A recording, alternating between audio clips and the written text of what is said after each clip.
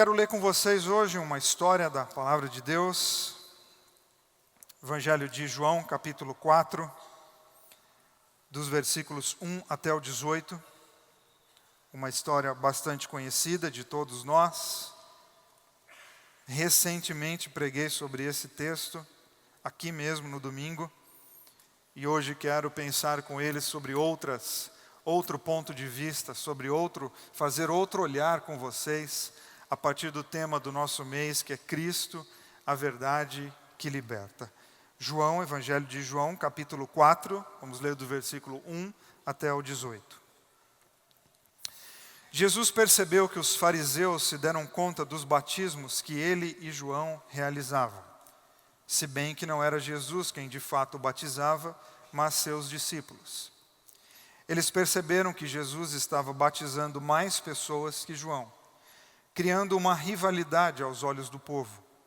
Jesus então deixou a Judéia e voltou para a Galiléia. Para chegar lá tinha de passar por Samaria. Ele caminhou até Sicar, uma aldeia samaritana que divisava com as terras que Jacó tinha dado ao seu filho José. O poço de Jacó ainda estava lá. Jesus, cansado da viagem, assentou-se perto do poço. Era cerca de meio-dia. Uma mulher, uma samaritana, veio buscar água. Foi então que Jesus lhe pediu: poderia me dar um pouco de água? Os seus discípulos tinham ido comprar comida para o almoço. A samaritana, surpresa, perguntou: como pode um judeu pedir alguma coisa a mim, uma samaritana? Na época, os judeus se recusavam a falar com os samaritanos.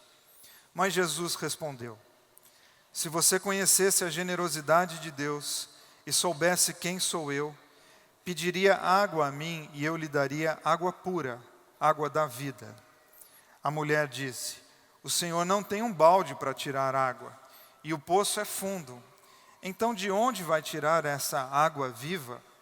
Por acaso o Senhor tem mais recursos que o nosso antepassado Jacó, que cavou esse poço e bebeu dele, e também seus filhos e seus rebanhos e o deixou para nós?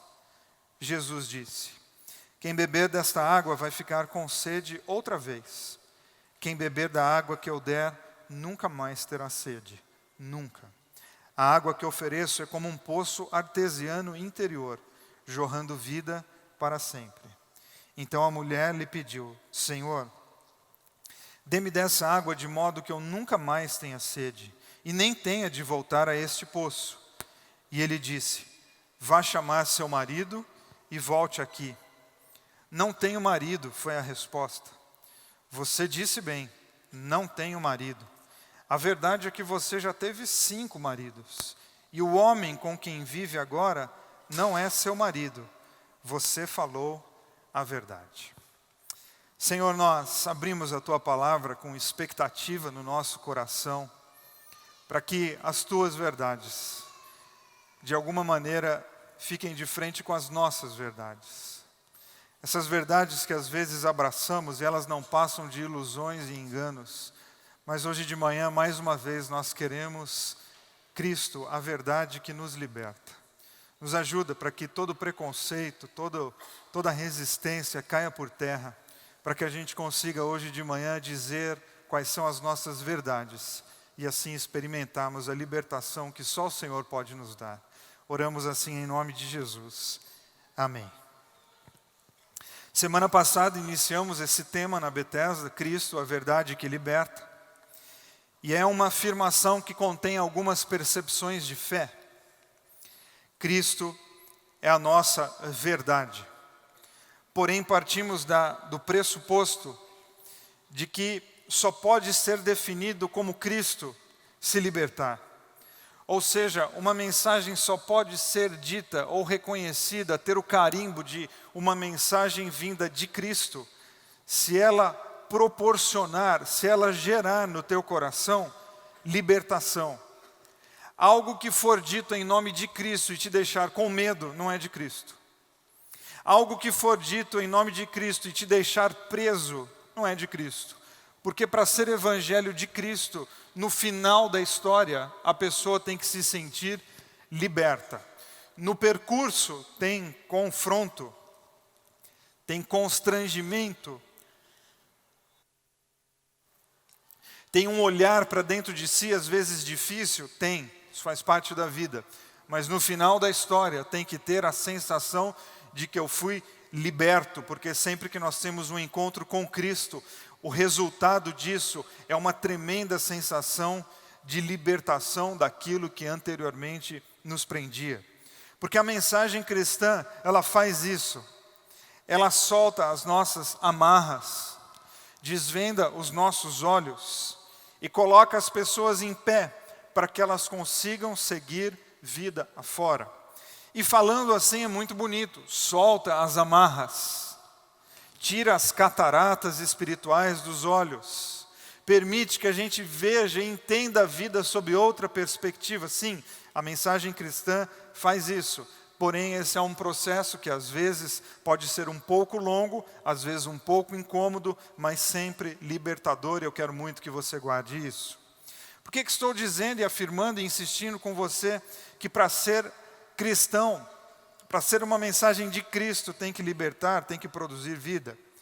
Porque tem muitas coisas que são ditas em nome de Deus, que são ditas como verdades cristãs e que aprisionam, e que deixam as pessoas com medo. Existem mensagens que são ditas em nome de Deus, em nome de Deus, em nome de Deus, e o que nós temos são pessoas com disfuncionalidade existencial, não conseguem dar o próximo passo porque tem medo daquilo que Deus pode fazer com elas. E é tão bom quando a gente descobre uma verdade que nos liberta, e nos liberta de tudo, inclusive da nossa irresponsabilidade com a vida. Porque eu falo muito de liberdade, e já escutei muita gente falando para mim, inclusive, me mandando mensagem dizendo: você fala muito de liberdade, esse negócio de liberdade é muito perigoso, porque aí o pessoal sai fazendo o que dá na telha. Não, isso não é liberdade, isso é irresponsabilidade. Quem faz o que dá na telha não é livre, quem faz o que dá na telha é gente sem critério. Quando Cristo nos faz livre, Ele nos faz livre também da irresponsabilidade. Ele nos liberta de sermos irresponsáveis. Porque a liberdade cristã não é você fazer aquilo que você quer. A liberdade cristã é você colocar os teus valores, as tuas verdades, diante das verdades de Jesus, colocar as duas para conversar e a partir disso então você vive. Ou seja, ser livre em Cristo não é você fazer o que dá na telha. Ser livre em Cristo é você obedecer aquilo que Cristo diz para você fazer. Eu falei semana passada que nós temos as nossas verdades pessoais e que muitas delas nos prendem. Por isso a frase, Cristo é a verdade que liberta. Ah, mas então você está dizendo que existem outras verdades? Sim, as tuas. Quais são as tuas? Quais são as verdades que coordenam tua vida? Desculpe se você estava aqui domingo passado, eu vou repetir algumas perguntas.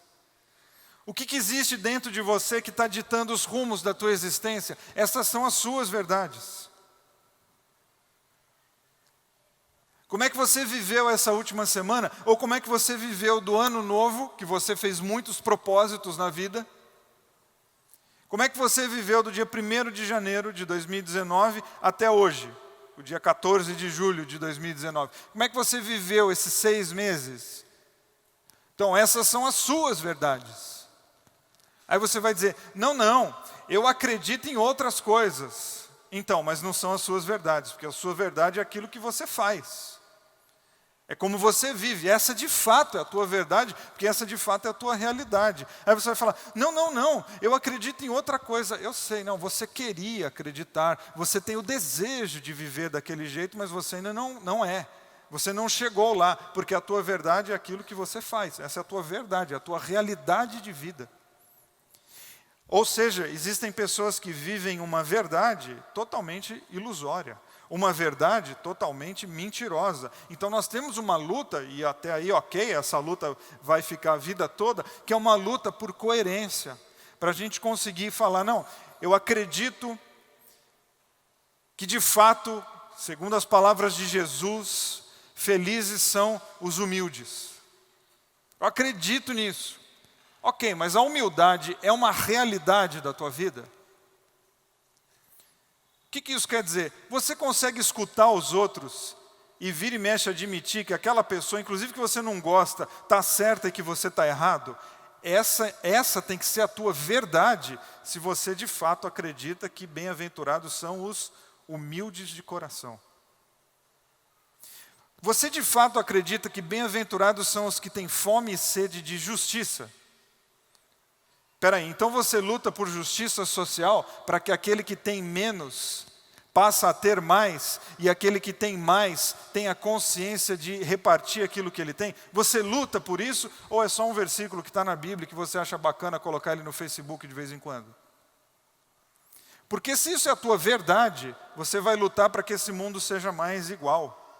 Porque a luta pela justiça não é vingança, né? A gente acha que justiça de Deus é os vingadores. Não, isso aí é gente que tem raiva no coração. A justiça divina, sabe o que é? É quando o mal é retirado e o bem prevalece, todos são beneficiados. Essa é a justiça de Jesus no mundo. A gente luta por isso mesmo. Essa é a nossa verdade. Ou é só um versículo que a gente fala e ok. Você de fato crê que feliz é quem chora com os que choram? Ou é só um versículo com uma frase que ficou legal o jeito que Jesus montou? Porque essa é a tua verdade. Você precisa conectar o teu coração com as pessoas que estão sofrendo e chorar com elas. É o exercício da empatia, de saber abraçar a dor do próximo e viver aquilo como um sentimento real. Eu vou chorar com os que choram. E aqui fica uma dica para quem é muito crente, que acha que quando alguém está chorando, a gente tem que dar palavrinha, né? Não, Jesus falou que não é para dar palavrinha, é para chorar com os que choram. Que a gente, nossa, eu vou lá, o que eu falo? Não, você não precisa falar, você precisa chorar com os que choram. Você precisa viver aquele momento com aquela pessoa. Entende o que eu estou dizendo? Existe sim a possibilidade da gente declarar verdades oralmente, mas elas não têm nenhuma conexão com o nosso coração, elas não ditam os rumos da nossa vida. Dei aqui alguns exemplos, você pode estender isso na tua vida em outras dimensões. Então nós temos princípios teóricos e nós temos princípios práticos, e não necessariamente os dois estão de acordo. Você pode muito bem dizer algo e não viver esse algo. Uma desconexão das nossas doutrinas, das nossas teologias, das nossas práticas. E isso é muito comum em pessoas que cresceram no mundo religioso, que vêm de igreja faz tempo, como eu. Classe Cordeirinhos de Cristo. Vocês foram da classe Cordeirinho? Quem foi dos Cordeirinhos de Cristo? Oh, pouca gente, onde é que vocês andavam, hein?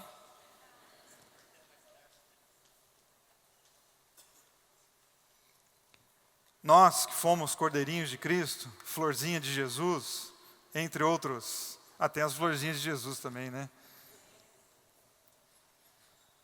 A gente precisa criar um hábito muito saudável, muito importante na nossa vida, que é questionar aquilo que foi ensinado para a gente quando a gente era Cordeirinho de Cristo. Porque senão a gente vai aceitando tudo como verdade e ponto final. A gente precisa lembrar do fato de que todo o ensino, inclusive esse, que você está recebendo agora de mim, ele é passível de erro, ele precisa ser datado e ele precisa ser localizado geograficamente. Quem disse, quando disse, qual era a realidade em que foi dito?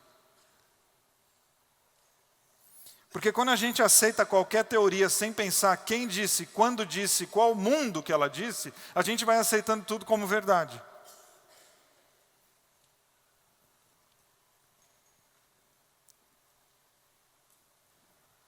Aí a gente tem até hoje que ficar pregando de terno e gravata num calor de 60 graus. Porque alguém veio da Europa morrendo de frio e usar terno e gravata era confortável, chegou aqui assim, todo mundo continua fazendo isso. Espera aí, quem disse? Por que disse? Em que circunstância que disse? Qual era a realidade do mundo que foi dito? Então está errado? Não, é uma verdade que cabia naquele momento, naquela realidade, mas não faz o menor sentido trazer isso para a minha vida hoje. Senão a gente vai pegando tudo que foi dito, da maneira que foi dito, e a gente fala, tenho que viver assim, tenho que viver assim, tenho que viver assim. Não, eu preciso ouvir. Quem disse? Quando disse? Qual a realidade do mundo em que foi dito? Porque senão a gente aceita tudo como verdade.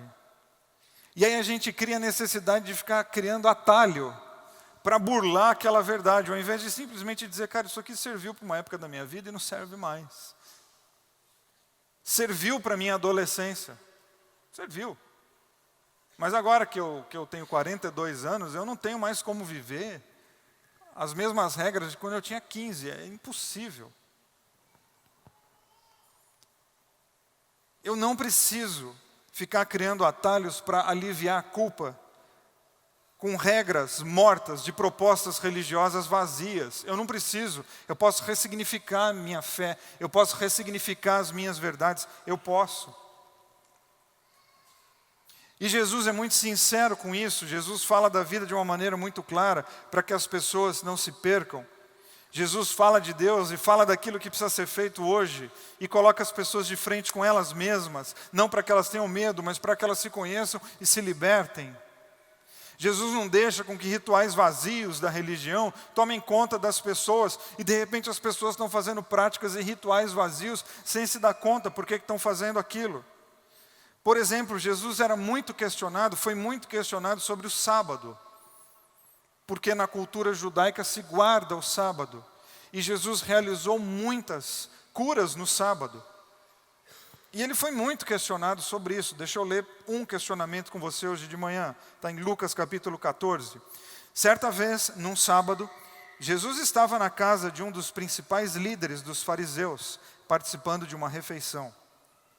Os convidados não tiravam os olhos dele, observando cada movimento que fazia. Diante dele havia um homem com uma severa enfermidade nas articulações. Jesus então perguntou aos líderes religiosos e fariseus ali presentes: é permitido curar num sábado? Sim ou não? E eles ficaram em silêncio. Jesus chamou o homem e o curou. Depois de o despedir, perguntou: se o seu filho ou o seu animal cair num poço no sábado, será que alguém aqui não corre para tirá-lo de lá imediatamente? Ninguém se arriscou a responder. Entende? Jesus cura no sábado. Ele é imediatamente condenado porque curou no sábado. Ele está rompendo com a regra. E aí a religião começa a tomar aquelas proporções de achamos, agora vamos matar, vamos condenar, vamos prender. Aí Jesus fala, não, peraí, ok. Mas se o seu filho se ferir, se o seu animal, e animal aqui é patrimônio. Se o seu boi cair, a gente fala, boi, o que é boi? Boi é patrimônio. Se o teu patrimônio cair num buraco num sábado, você deixa ele lá? Ah, senhor, mas aí... entendi. Sempre tem um mas aí quando me convém. E Jesus deixa todo mundo em silêncio, e essa foi uma cena recorrente no ministério de Jesus. Então havia a lei de guardar o sábado, sim, mas no sábado as pessoas cuidavam do gado, do patrimônio, do dinheiro, do capital, sim. Então cuidar de dinheiro pode, cuidar de pessoas não pode? Então você está dizendo que o dinheiro é mais importante que as pessoas? E Jesus vem e inverte, não, querido. O sábado foi feito para o homem e não o homem para o sábado.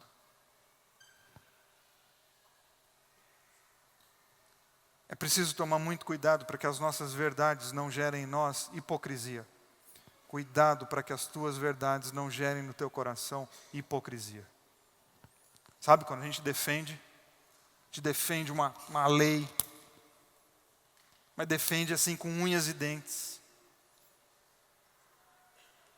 E aí a gente descobre, publicamente, a gente defende com unhas e dentes. Mas na intimidade a gente descobre que a gente não dá conta de viver aquilo que a gente defende. Aí o que a gente faz? Cria um atalho. Ou seja, aquilo que era sagrado torna-se hipocrisia. A gente profana o sagrado. Então tem problema guardar o sábado? De jeito nenhum. Desde que você leve isso às últimas consequências. E de fato, guarde o sábado e não caia numa espiritualidade hipócrita, onde você fica discursando algo, mas não vive aquilo que você discursa.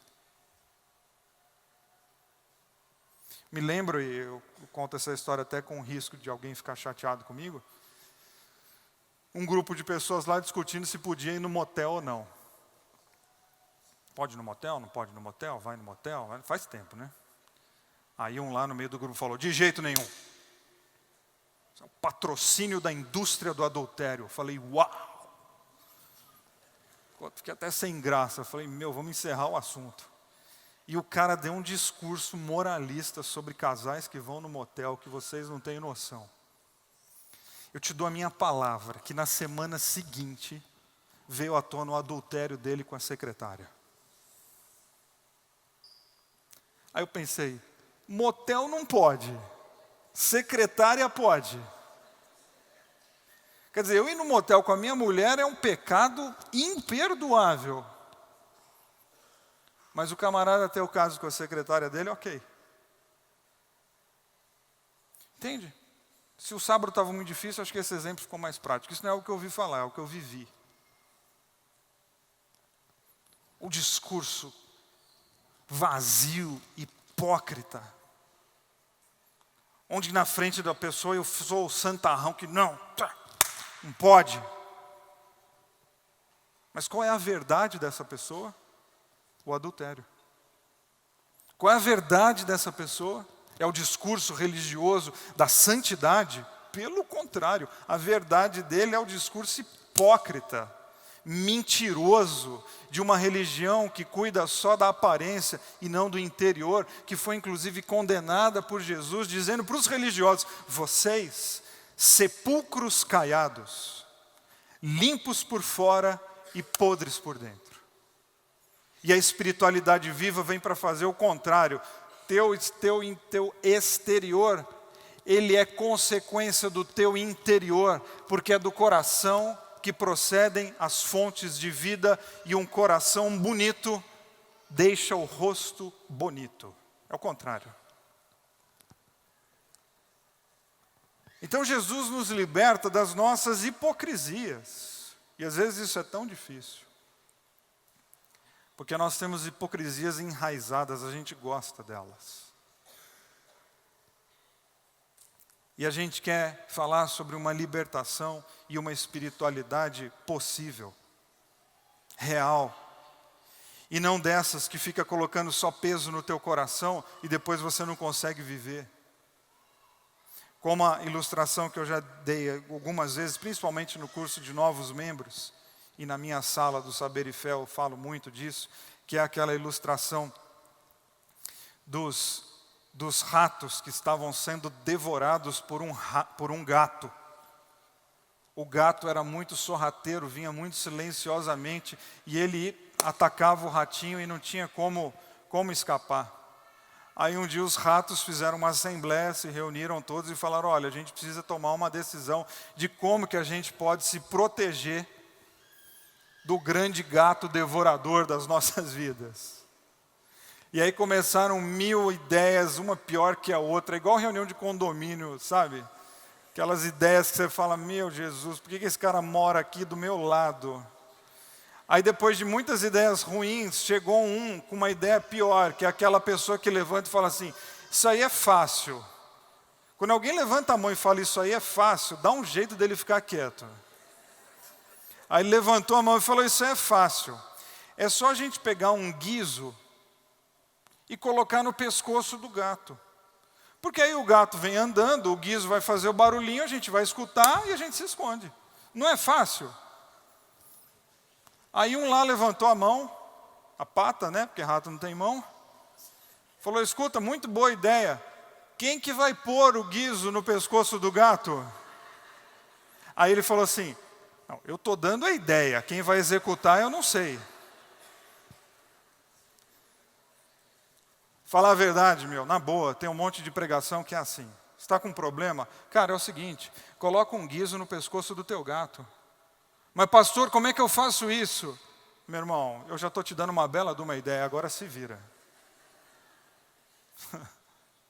Que é muito cômodo, a minha posição aqui com vocês é muito cômoda. Tem um microfone aqui, não sei se dá para ver, mas tem um microfone aqui. potencializando minha voz, vocês estão sentados em silêncio me escutando, é injusto inclusive, porque só eu falo, vocês não podem nem se defender. E aí eu falo o que eu quero, encerro a reunião e falo, se vira. E não esquece de dar oferta, tem esse item ainda. Além de você ter que pôr o guizo no pescoço do gado, tu ainda tem que pagar. E a gente quer o quê? Uma espiritualidade em que a gente consiga vencer os gatos da vida, mas de uma maneira viável, sem ter que se obrigar a ficar com ideias tortas, com hipocrisias, com mentiras e com ilusões. Chegamos então ao texto que li com vocês, da mulher samaritana. Ela não quer conversa com Jesus.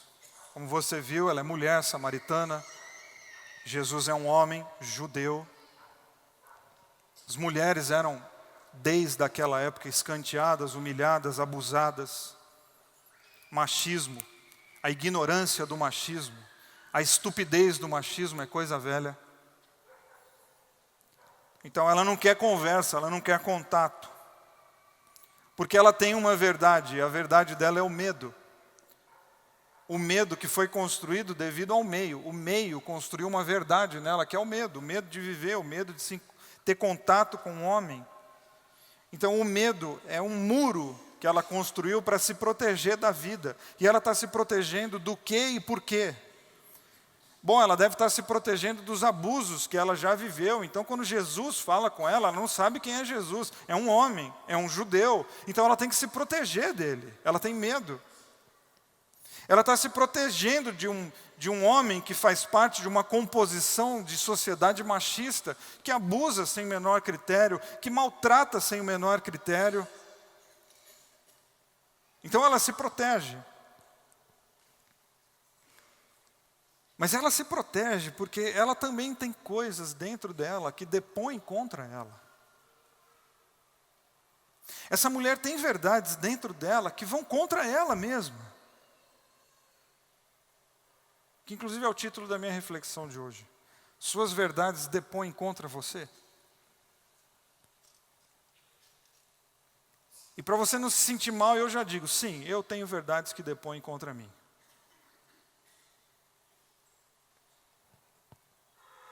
E eu preciso, vira e mexe, ficar de frente com elas. E eu preciso admitir que essas verdades são mentiras. Que essas verdades são danosas. Que essas verdades são opressoras e eu preciso ficar numa luta constante de me libertar daquilo que eu construo contra a minha própria vida.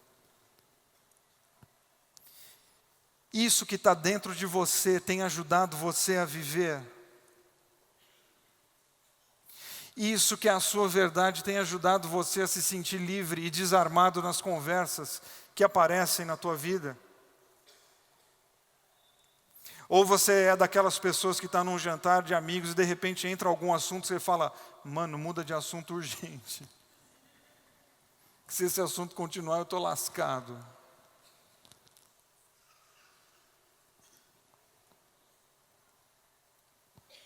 As suas verdades precisam de artimanhas para você se viabilizar socialmente?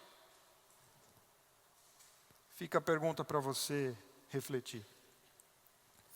Mas Jesus veio e Ele quer libertar essa mulher, porque Ele é a verdade que liberta. Ele quer que ela fale das dores, mas ela resiste. E o medo ajuda na resistência. O medo às vezes é bom, né? Ele patrocina essa nossa resistência. E esse texto é de uma pedagogia invejável. Falei semana passada e repito, ninguém é mais pedagogo que Jesus. Porque ele fala, ele pega o ambiente. Ele pega aquele poço de água. Ele pega a água, ele pega o balde. E eles dois numa conversa.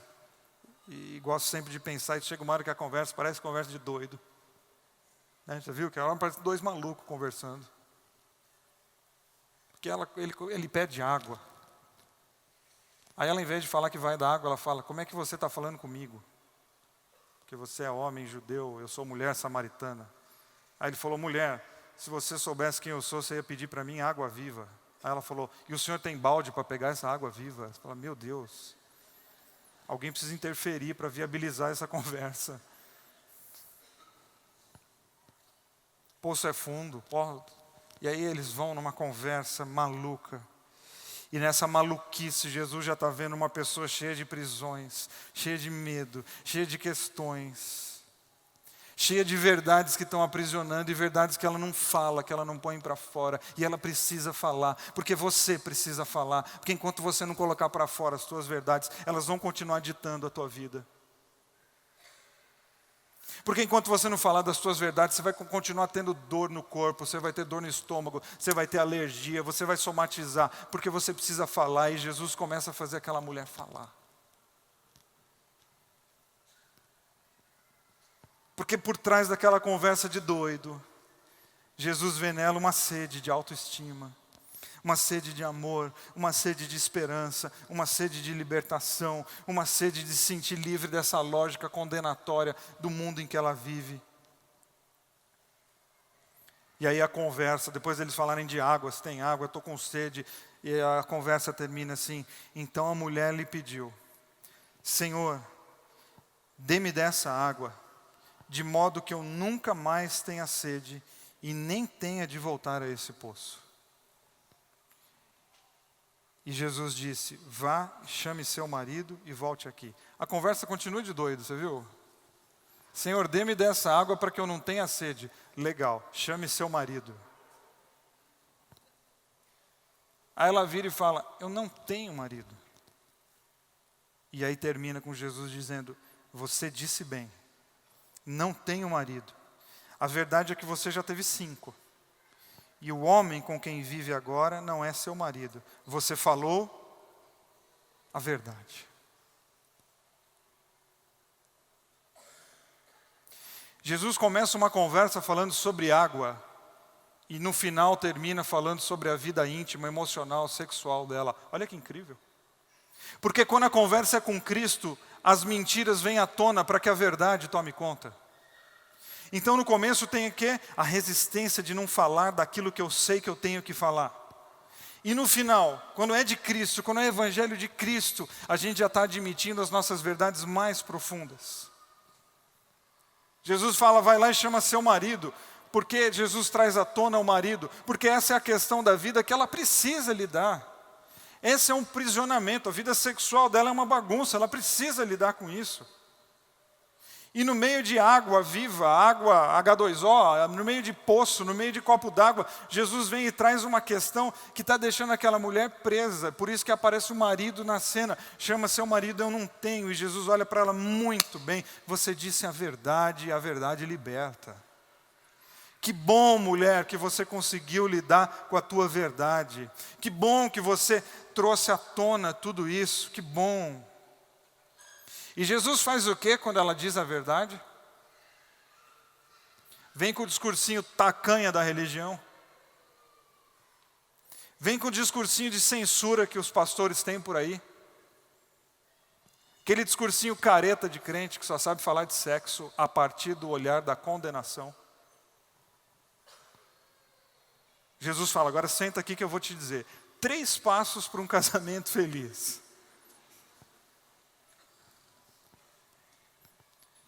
Não, Jesus elogia a sinceridade dela, Jesus valoriza a integridade dela em parar de pegar atalhos e ir logo na estrada principal e falar, Senhor, essa aqui é a minha verdade. E quando ela para de pegar atalhos, Jesus diz para ela, muito bem, querida, agora a tua vida começa a mudar, agora a esperança aparece no horizonte, porque você parou com as suas hipocrisias, você parou de se esconder atrás dos outros e você trouxe à tona aquilo que de fato está te prendendo. Muito bom, não é bom demais dizer a verdade? Antes ela estava presa na mentira, agora ela é livre na integridade. Integridade é uma palavra que significa totalidade. O meu ser inteiro aberto diante de Deus. Eu sou íntegro. Você acha que integridade é aquela pessoa que faz tudo certinho? Não, integridade é aquela pessoa que abre as gavetas mais profundas da alma, porque ela quer lidar com o seu ser inteiro. É a integridade, é tudo à tona. Eu não tenho marido. Eu não vou mais ficar dando respostinhas para resolver aqui mais ou menos, porque as minhas respostinhas, elas estão patrocinando que eu fique no mesmo lugar. E você precisa entender isso, que vira e mexe, ou talvez domingo após domingo, você tem a oportunidade de trazer as tuas verdades à tona, e trazer à tona não é trazer a público, é trazer para você mesmo, é trazer você e Deus, é colocar isso diante da possibilidade do tratamento, é abrir o corpo para pegar o tumor.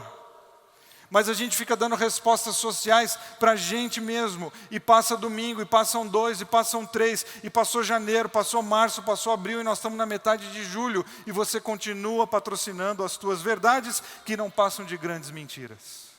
O que a gente precisa? A gente precisa de uma conversa muito sincera com Jesus, que às vezes começa de uma maneira muito dolorida, cheia de resistências, mas que no final a gente está falando a verdade, e porque falamos a verdade de mãos dadas com Ele, nós nos sentimos livres e passamos a ter vida e vida em abundância. Jesus não fica remoendo o passado. Jesus elogia o presente. Porque o passado é uma mulher que mente, e o presente é uma mulher que diz a verdade. Então, ao invés de ficar perdendo tempo dizendo, mas você, hein? Mas você, hein? Mas ontem, hein? Semana passada, hein? Mas 2017, hein? E 2005, hein? Isso é teu passado. Foi. E ao invés de ficar remoendo o passado, o que Jesus faz? Ele trata ela a partir do hoje. Parabéns. Por quê? Porque hoje você disse a verdade. Então é mais ou menos como se Jesus estivesse dizendo assim, minha filha, se você continuar vivendo para sempre, do jeito que você está vivendo agora, você vai ser livre e feliz. A grande questão é, quais verdades estão regendo a tua vida? Se você continuar daqui para frente, da maneira como você está agora, você vai ser livre. E a tua vida vai ganhar um novo significado. Eu acredito muito que quando ela questiona, vou viajar aqui com vocês um pouco, hein? Não conta para ninguém. Quando ela pergunta assim, mas o senhor tem condições de pegar aquela água num lugar tão fundo? Minha opinião é que ela não está falando mais do poço, ela está falando dela mesma. Meio que dizendo assim, o senhor tem condições de entrar de uma maneira tão profunda dentro de mim, porque as minhas mentiras já se enraizaram tanto que eu acho que não dá mais. Será que o senhor tem condições mesmo? Será que o senhor tem condições de entrar nas partes mais sombrias da minha existência? Ou seja, ali a gente já começa a conhecer uma pessoa que está expressando um desejo. O desejo de sim, eu quero lidar com as minhas questões mais profundas. É para trazer a público? Não, é para trazer à tona. Não é para os outros verem, é para você ver. Aqui é uma conversa entre ela e Jesus. Depois você lê de novo, os discípulos tinham ido comprar comida. São duas pessoas. Jesus não está fazendo com que o pecado dela, os erros dela se tornem públicos. Ele está fazendo com que os erros dela se tornem evidentes para ela mesma. Porque a grande prejudicada desses erros é ela mesma. E a grande beneficiada dos acertos será ela mesma. Ou seja, Jesus é a verdade que nos liberta dos nossos labirintos. Porque a gente vive se enfiando em labirintos. As nossas decisões péssimas. Nossas escolhas absurdas. E como que Jesus faz isso? Numa conversa. Na beira de um poço. Num lugar qualquer. Numa rua poeirenta. Sem grandes estruturas. Sabe por quê? Porque a verdade não precisa de grandes cenários. A verdade de Deus não precisa de grandes estruturas. Para a verdade de Deus entrar dentro de nós, a única coisa que precisa é de um coração contrito e arrependido, porque esse o Senhor não despreza. Fique em pé comigo, eu quero orar com você.